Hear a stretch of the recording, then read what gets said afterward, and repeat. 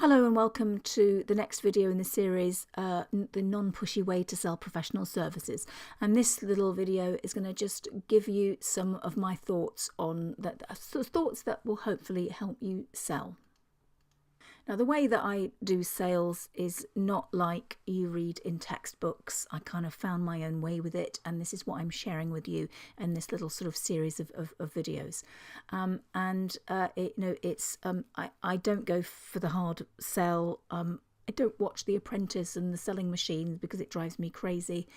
But here are some things that I think might help you find more confidence to sell without the ick factor. So here we go. Right, number one is, particularly if you're a service and particularly if you're a one-person business, you have to accept the fact that you're going to be selling yourself first. I know it's said so often. It's pretty much a cliche that you're selling yourself. You sell yourself first if you want to sell anything, and I think that is still true. We will buy things from people that we like. We will buy things from people who make our life a little bit easier. I work with a print company. They're not the cheapest, but they make my life easier. And to me, it's worth spending a little bit more because they're nice people. They treat me well. And they always deliver, and they just kind of, I just know that I can trust them to do it because I'm not a print expert, but they are, and just that because I'm essentially buying the people that I'm dealing with there. It doesn't then just become about the price. I'm buying the people who are making my life a little bit easier. So that was a bit rambly, but I hope you get what I mean. Right, next one. You can't polish a turd. You must have heard the phrase, you can't polish a turd, but you can roll it in glitter. Well, you can only roll things in glitter for a very short space of time before it starts to stink. And by the way, this is going to be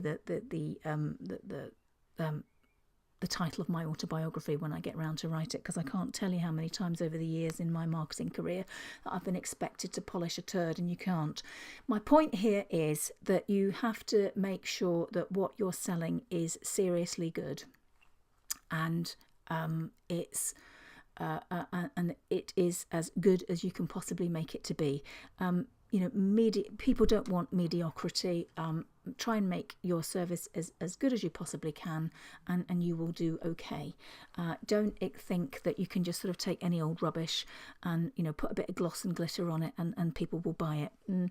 They might do, but they'll never come back again. And as I'm very fond of quoting the famous David Ogilvy, the advertising and marketing man from the 1950s, and he's famous. One of his other famous things that he says is that the proof of the success of the product or service is in the second purchase, which is so true, because you can pretty much convince anybody to try something once, but they're never the real proof of the success or failure of it is when somebody comes back and makes a second purchase.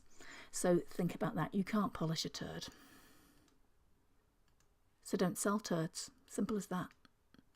Right, tip number 3, don't watch The Apprentice. Seriously. These people that are on that program, I don't know where they find them. I mean, they're on there and they're sort of saying, "Oh, I'm a selling machine," and they wander around trying to sort of bully people into buying something. It's nonsense. I've in all my years of working in a marketing career, I've not met that many people who have that approach, and as a consumer, I'm certainly never going to buy anything from people who talk to me or treat me that way, and I'm sure you won't either. So don't watch The Apprentice thinking that these salespeople are how salespeople have to be. That's not how it has to be. You can find your own way with it and do very well indeed. So there. Right, sometimes you just got to realise that there are times when you have to just walk away. Not everyone is your customer, and that's okay. Don't worry about it. You can't win them all, and don't worry about it. And it's not your job to go out and try and convince somebody who doesn't want your product into and bully them or browbeat them into buying your product. The point is to find the people who do want your product and then replicate that and find lots of other people who do too, and you'll find that you get on an awful lot better. So don't worry about it. If people don't want to buy from you, don't take it personally. they're just not your customer, and they were never going to be your customer. So don't fret about it. Right, this is a big one. So I know you sort of think, well, I'm not getting the sales, therefore I must be a bad salesperson. It's not always the case. Sometimes it can be not a sales problem at all. It can be a marketing problem. It could be that maybe, if you sort of think, if you watched my videos on the marketing mistakes that most small businesses make, one of them that is in there is that the benefits of your product isn't communicated very well.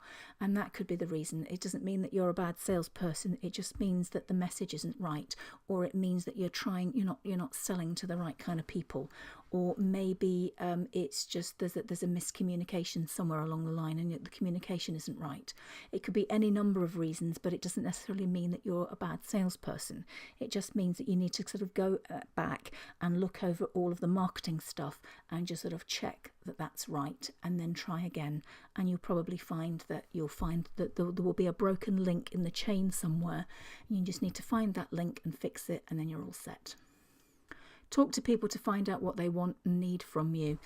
Sometimes the best thing to do is just sit and listen and let people talk and make notes, and then when they've told you lots of stuff, then you speak and tell them what you can do for them, rather than launching into a monologue about you and how fabulous you are.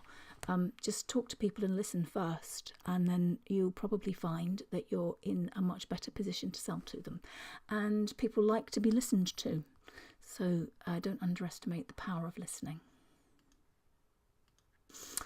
Think about the connections that you can make. So just because the person in front of you hasn't bought, or isn't the right customer, or isn't the right customer for you, it doesn't mean that interaction is a failure, because you don't know who else they know. And I can tell you that I've had some really great jobs from people who didn't buy from me, but they knew somebody that they thought would be right for me, and have very happily referred me on. So just remember that it's not always just because somebody doesn't buy then and there when you're in front of them, doesn't mean that you're not going to get a sale indirectly from that at a later stage. I kind of mentioned this earlier on, but I'm just going to sort of touch on it again, that most sales problems aren't really sales problems at all. They're to do with something else. It may well be that the product isn't right, or the package deal isn't right, or the price isn't right, or you're trying to sell it to the wrong people, which is what I mentioned before. So a lot of sales problems aren't sales problems. They're to do with the product, there may be to do with the distribution, there may be to do with the after sales service. There could be any number of things, and it's just going back across that chain, finding the weak link, and then see what you have to do to fix it.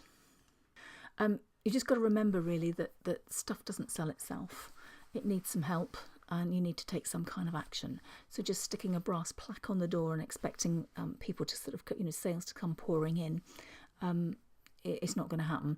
When I'm out and about meeting businesses, what they really want from me a lot of the time is they want me to tell them where the magic button is, the magic button that they can press that is going to give them untold riches, money pouring in through the door without them having to spend any money on marketing or to pick up the phone and do any kind of sales.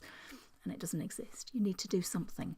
But what I will say is just try and find your own way and find your own style that works for you, and you'll get there. Just don't think that you have to copy what other people do.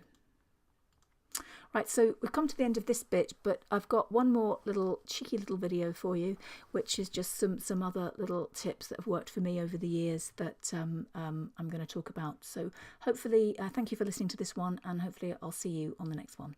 Thanks for listening. Bye-bye.